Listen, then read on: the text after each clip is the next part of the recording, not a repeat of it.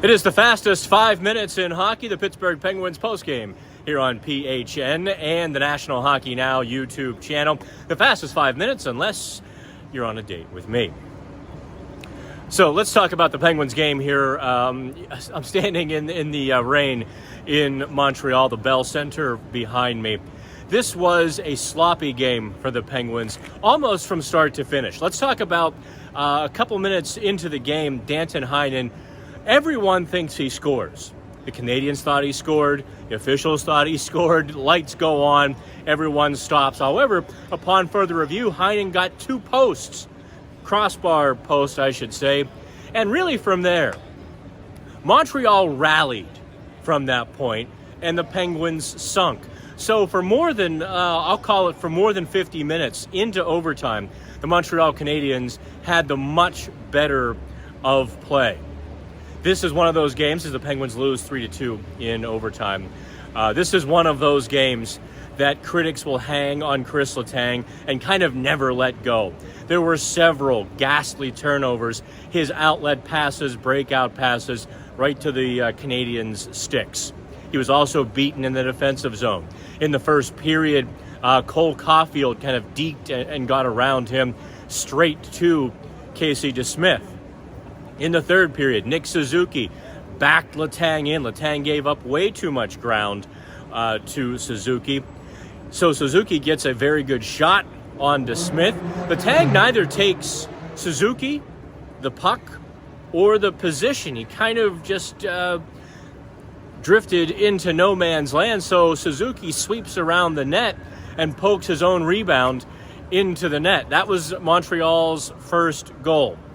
On the second goal, the tying goal later in the third period with just over a couple of minutes to go, I think it went right through Letang's feet.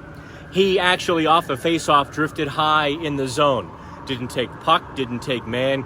Again, kind of got lost in the hinterlands of the defensive zone. This is one you just kind of write off, unless you want to criticize Chris Letang for the next 12 months, in which case this is the game that you'll circle and remember.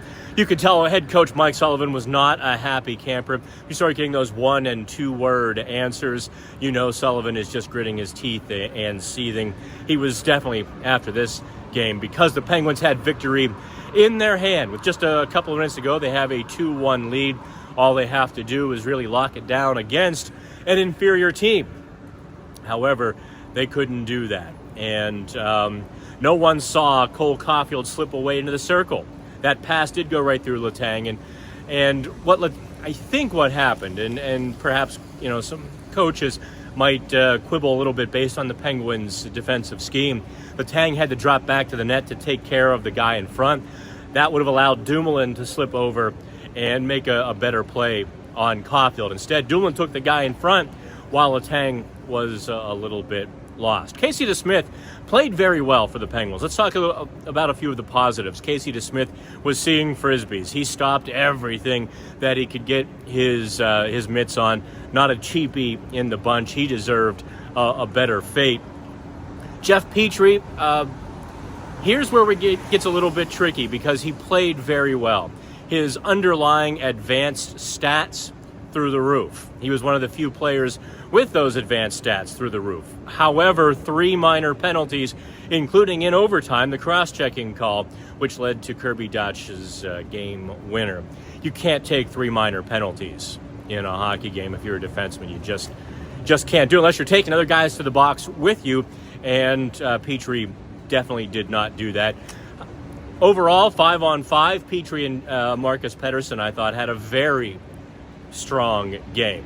Evgeny Malkin knocked on wood, literally kind of paused during his interview, knocked on wood when PHN, that would be me, asked, how's he feeling this season? Because he really, there was some concern, some colleagues and I were discussing, some other people might have thought he lost a step, but Malkin is clearly galloping at this point in the season. And as we come up on 5 minutes, real quick note, just a moment of levity between, I like to kid Malkin. We're not in any way close, please. I don't mean to name drop or go that route. But Gino comes over to sit down, and I just kind of jokingly said, Gino, do you speak French? next year. And we began. All right, from Montreal, there's the Bell Center. By the way, do me a favor. These trips are not inexpensive. We appreciate your support on Pittsburgh Hockey Now. Please subscribe to PHN Plus for the report cards and an ad-free experience for all stories. All right, we will see you later this week, and we'll also be on the Western Canada trip coming up beginning this weekend. From Montreal, I'm Dan Kingerski on Pittsburgh Hockey Now.